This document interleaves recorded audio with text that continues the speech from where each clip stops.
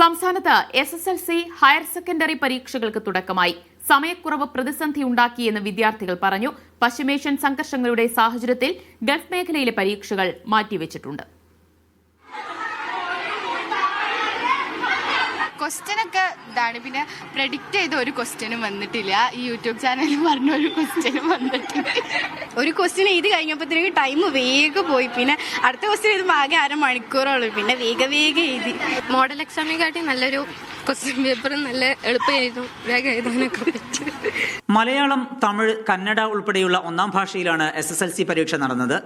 സംസ്ഥാനത്തെ 333 പരീക്ഷാ കേന്ദ്രങ്ങളിലായി 4,17,497 വിദ്യാർത്ഥികളും ലക്ഷദ്വീപിലെ 9 കേന്ദ്രങ്ങളിലായി 386 കുട്ടികളും ഉൾപ്പെടെ 4,18,516 വിദ്യാർത്ഥികൾ പരീക്ഷ എഴുതി.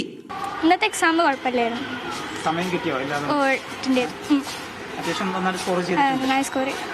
കുഴപ്പമില്ലേനു. നല്ല എക്സാം. മെയ് 8-നാണ് SSLC പരീക്ഷാ ഫലപ്രഖ്യാപനം. ഒന്നാം വർഷ ഹയർ സെക്കൻഡറി വിദ്യാർത്ഥികൾക്ക് ഇംഗ്ലീഷാണ് ആദ്യ പരീക്ഷ. 4,37,854 വിദ്യാർത്ഥികളാണ് higher secondary, vocational higher secondary വിഭാഗങ്ങളിലായി ഒന്നാം വർഷ പരീക്ഷ എഴുതുന്നത്.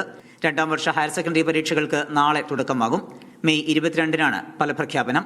അതേസമയം പശ്ചിമേഷ്യൻ സംഘർഷങ്ങളുടെ പശ്ചാത്തലത്തിൽ ഗൾഫ് മേഖലകളിൽ നടക്കാനിരിക്കുന്ന പരീക്ഷകൾ വിദ്യാഭ്യാസ വകുപ്പ് മാറ്റിവെച്ചു. പുതുക്കിയ തീയതി പിന്നീട് അറിയിക്കും.